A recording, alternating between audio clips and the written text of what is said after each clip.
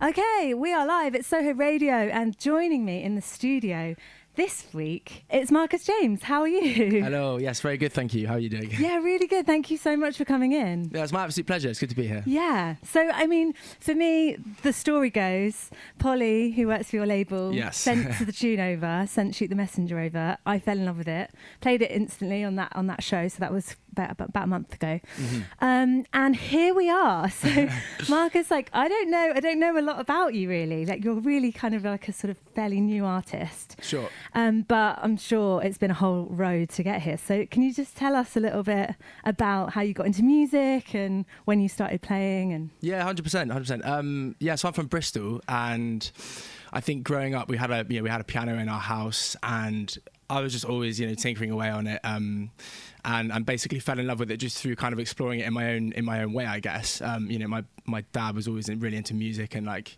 we have quite a musical household, and so being exposed to that from quite a young age was really probably plays credit into why I'm so into it. And yeah, I kind of fell in love with jazz piano, and then these kind of cool vocalists like people like James Blake and Jeff Buckley, and then really kind of found a way to I've been enjoying trying to incorporate both those two things, these kind of weird chords with kind of these kind of high vocals, I guess. Yeah. And yeah, it's just kind of it's gone from there, Yeah. And were you sort of self-taught then on the piano, or did you end up having lessons and things as you were growing up? Yeah. So I can't read music, unfortunately, but I sort of just kind of navigated it. And then I remember I had this incredible jazz teacher who came in when I was like 17, and he kind of showed me these really kind of juicy weird chords, but I can't read music, I haven't got any of the grades or anything. So it's really like an ear thing by ear. Fully kind of relying on the ear 100%, which is such a gift, I think. I'm really sad I actually don't have anything to show for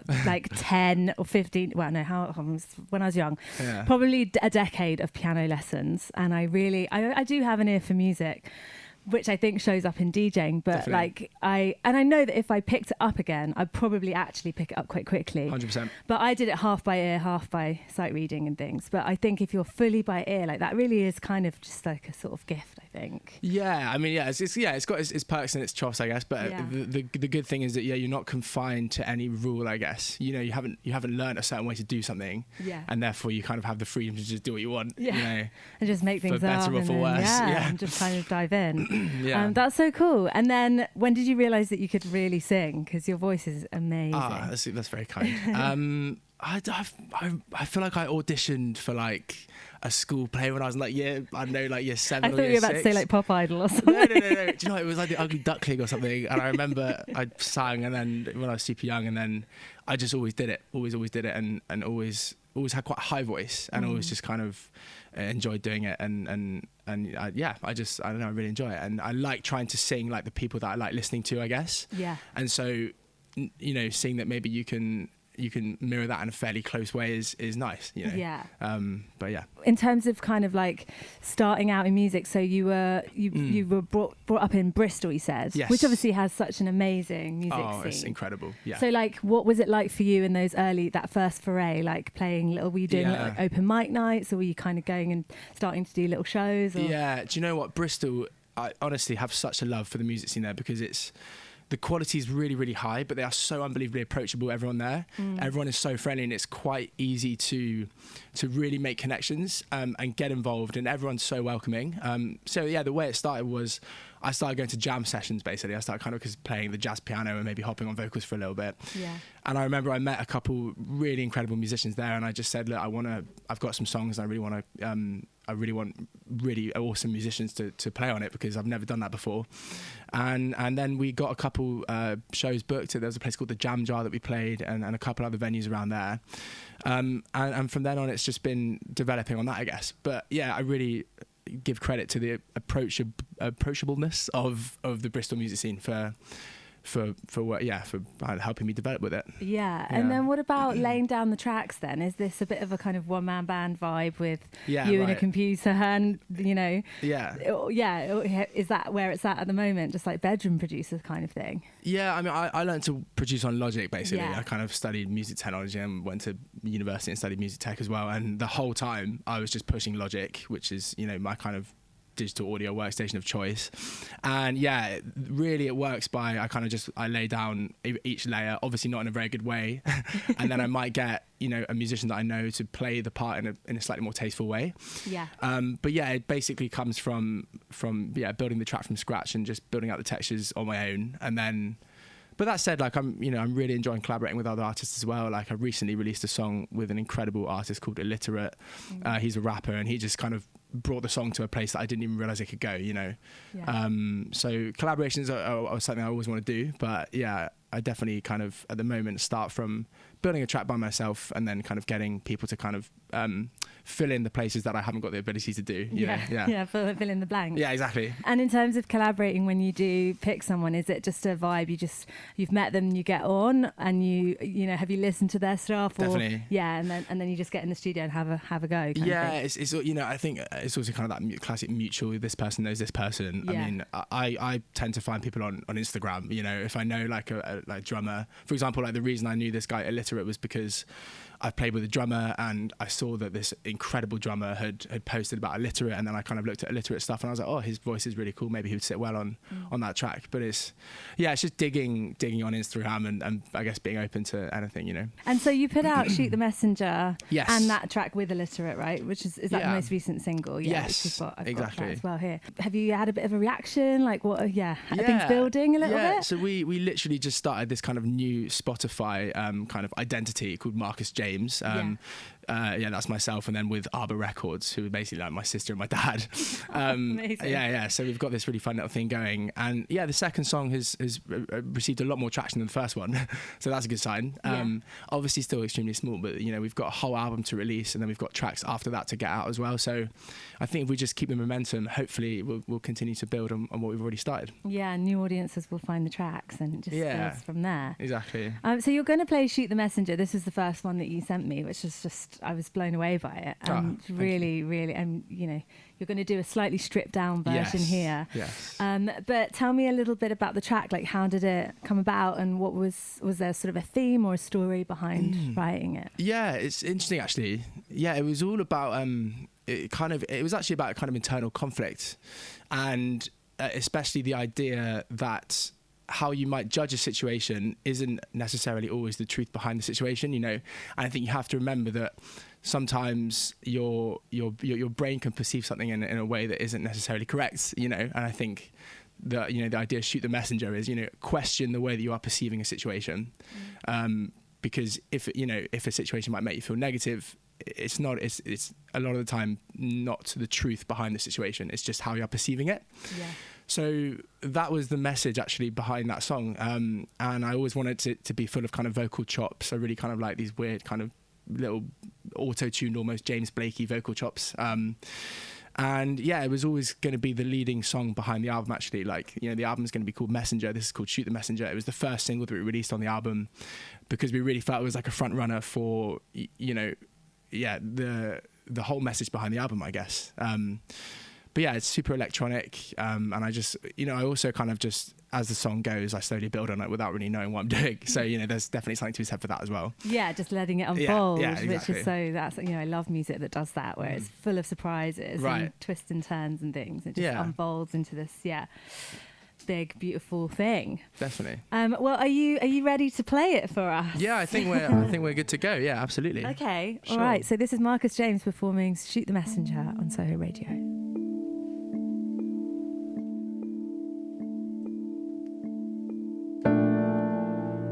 Wanna fight my fears, become the master of my mind. Wanna disappear, become self-reliant. You say I'm worth something more than this. Show me the proof of the pudding. It's not here.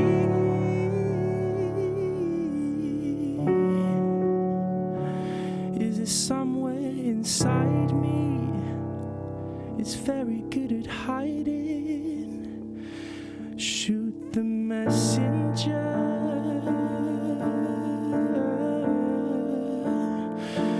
observe the offender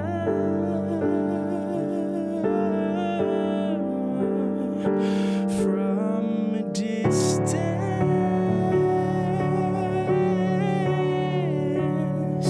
You can't be heard when you remember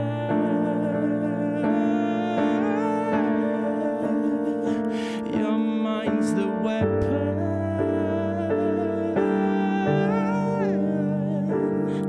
Your life's the victim. Oh, your soul's the protagonist.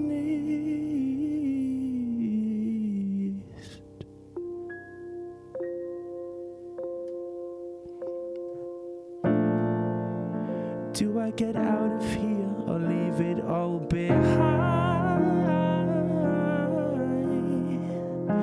Do I leave it all behind? Wanna fight my fears, or do I stand my ground? Yeah. You say I'm worth something more than this. Show me the proof of the pudding. It's not here.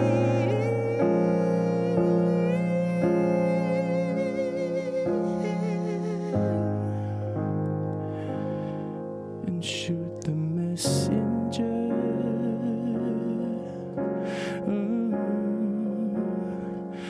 Observe the offender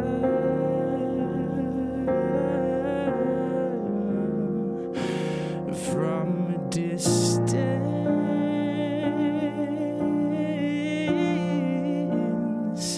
You can't be heard when you remember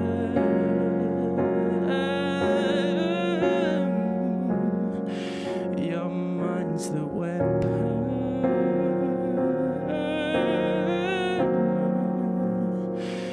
Your life's the victim.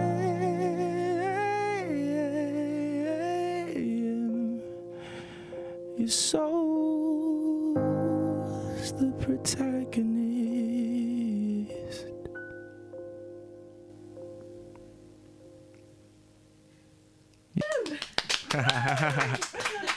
Cool. That was so good. Oh my gosh. That's really kind. Thank That you. was Marcus James performing Shoot the Messenger. Yeah. Oh, what a lovely treat for a Tuesday morning. Thank you. Bit croaky, but we got there. Oh, no, you wouldn't have known. It sounded amazing. Cool. So you say that you're building up to an album. So have you got all the tracks for Messenger already in the bag? Yeah, we've got every single one ready to go, basically. Yeah. It's been mixed and mastered. We're honestly so excited. We've got 8 tracks and a real kind of journey going throughout and really changing the textures, the instrumentation, which we really wanted to do. Like, we wanted to keep the almost quite genre fluid throughout the album, but also cohesive in that, there's always pretty much vocals in all of them. But yeah, so proud of it. Like, it's been two years in the making, and we're just so happy to be able to get it out finally and show it to the world. Yeah, and you sort of touched a bit on the themes of Messenger and the title. Can you elaborate a bit more? Yeah, so the idea was that, well, I mean, it's kind of what I say. It's like, the idea is that the way that you perceive things are not always, what they kind of seem to be. But on top of that, throughout the album, I've got, memories of going traveling. I've got my relationships with people and who I know and self-judgment, things like that. So it's basically questioning pretty much the way you perceive everything. And also reflecting on beautiful moments in your life as well. But it's a mixed bag of different kind of things, and it all comes together to, we thought that Messenger was kind of a really all-encompassing way to describe that. Yeah. And really kind of drawing from you and from personal experience. Massively. So was there any pressure with that, or actually was it just a really lovely process? Yeah, so the beautiful thing was we had no time frame. We were sort of like, when it became ready, we were like, okay, let's make something of this. It wasn't so much we need this to be ready so that we can do it. It was more like, this is ready, therefore shall we, make something of it. But it's really the first time that I've got music that has been really professionally mixed and professionally mastered, because I write all my music and I try and mix it to the best of my ability, but sometimes outsource. Literally throw money at it. Because I sent it to this guy called Darius Timmer, who I know through work, and he literally just like made it a whole nother level. I don't know how to describe it. It just felt so much better. So it's just kind of sometimes it's like those little finishing touches on things that just pepper it with, that if it's just beyond your sort of skill set, then why not get someone to do it who really knows how to just kind of finesse it. Honestly, and they add things that you didn't realize that it needed, and then you're like, oh my god, that seems so integral now. But even like a little delay that's like panning across two sides of the left and right ear, that little something like that can just be so effective on a song, and you didn't think to kind of put it on. So really, really privileged to have him, like a really professional mixer master, to just take these songs to a completely another level. And we mentioned Illiterate, so that's on the track I Don't Mind, which is the second single that you've put out there. Are there any other collaborations, or is that the only one? There are.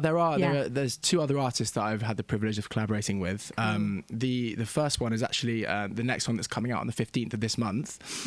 This absolutely incredible vocalist called Tash Burnell. She's this Bristol-based vocalist. She doesn't really do much kind of. She's not super involved in the industry, but she just has the most gifted voice you've ever heard, and so I'm very honoured to have her. And also an incredible guitarist that I perform a lot live with, a guy called Fabio Ferri, who I play a lot with in Bristol, and he's always super supportive and really involved in the industry. So does me the honour of giving me kind of live shows every now and then as well. I honestly love working with other artists, and they can teach you so much about your music, and sometimes you can be closed-minded, and it's so nice to be kind of reminded that there are people out there that will take your music to another level, And you're keeping it in the family. So Polly works at Arbor Records. Polly was the one that sent me the track. And then your dad is involved as well. So is James. this just like, were they all just like, oh my God, Marcus is so talented, we need to just like, let's I don't know. I think they recognised that like they can really definitely help me a lot with, because it's such a massive thing, you have to make the music and then you have to promote it and then you have to do all this other stuff. And I think they recognised that they could really, really help me with that. And like maybe some of it I'm not so good at. But it means a lot to know that they see the potential in me to give their time to help me out in those aspects. But it's just things like, even like organising a website, like that kind of stuff. So much admin now goes into being a musician. I mean, like we kind of joke, we're like, we live in this world now where musicians have to be content creators and all these other things. No, we and literally it's just so overwhelming if that doesn't come naturally to you. And I don't think it comes that naturally to a lot of people. Especially musicians. It's like, the music first and foremost is the main thing. But exactly. But how nice to have like a foundation of trust around you. It's really, it feels a lot different to how it was before. Like we feel the momentum is definitely shifting, and I think that's just because having them, not only doing a lot of the stuff that needs to be done, but also kind of we call every week, and it's like a real support, like it's a real motivation to know that people are really invested in you, And you're now based, so you grew up in Bristol but now based in Peckham, southeast London. I am. So are you thinking about any live gigs? Are you trying to, or are you sort of like, is that on the back burner a bit while you just start releasing? So I mean, it's something that we really, really are looking to, it's now kind of number one priority, basically. I've gone to some jam sessions, but the idea is now we just have to enter the scene, and I think once you get one, you get another and you get another. So we're constantly looking, I guess, but I mean, I haven't got anything lined up. But the idea is that I want to play as live as much as possible, because I absolutely love it. It's just, I guess, entering it, Yeah, so it's just a if you building. know anyone. Yeah, I will definitely. Yeah, think about who I can hook you up with. Yeah. All right. Well, Marcus James, thank you so much for coming in, and you've got another track to play us. I do. Yeah, I have one more. Which one are you going to do? I Don't Mind, or are you going to do a different one? I'm not. I'm actually going to do a different one. Oh, amazing! Yeah, This is like a proper exclusive sneak preview, guys. Yeah. Oh, that's really kind. Yeah. No, so this one is called Feelings actually, and it's the only song on the album that's pretty much just piano and vocals. So I just thought it'd be quite fitting to, considering the setup we've got, to just kind of sing away and yeah. But it's basically really stripped back on the album, and so not much is changing from this and the album, which is nice. Yeah. Wow, take it away, Marcus James. Everybody, is the name you need to know, and this is Feelings nice live. Don't lose your chance with me. So much hope in everything.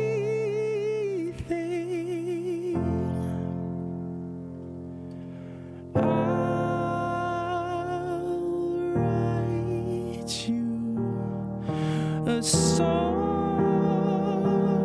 to show you how I feel.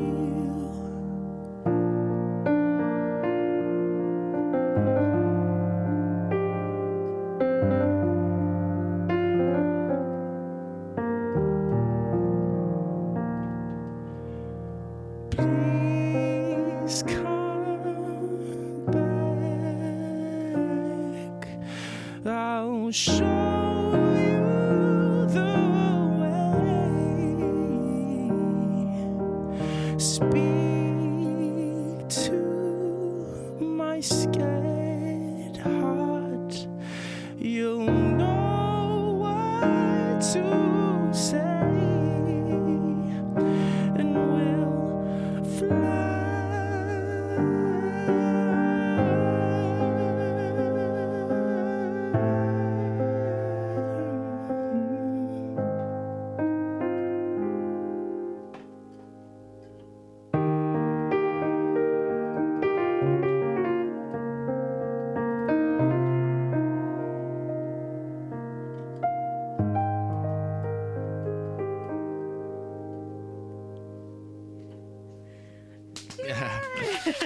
Got there. That was so lovely. I could cry. It was so beautiful. Thank you very much. Oh my gosh. So that's Feelings, and that is Marcus James, and that is a very, very exclusive sneak preview of an album track to be released at a later date. Yeah. MarcusJames.music on Insta, everybody. And go give him a stream all the tracks all the time. And you're on all the streaming services as well. Yeah, aren't you? all of them, yeah. So yeah. Thank you so much. Thank you so much, Georgie. It's been an absolute pleasure. Thank you very much. Thank you. Cheers.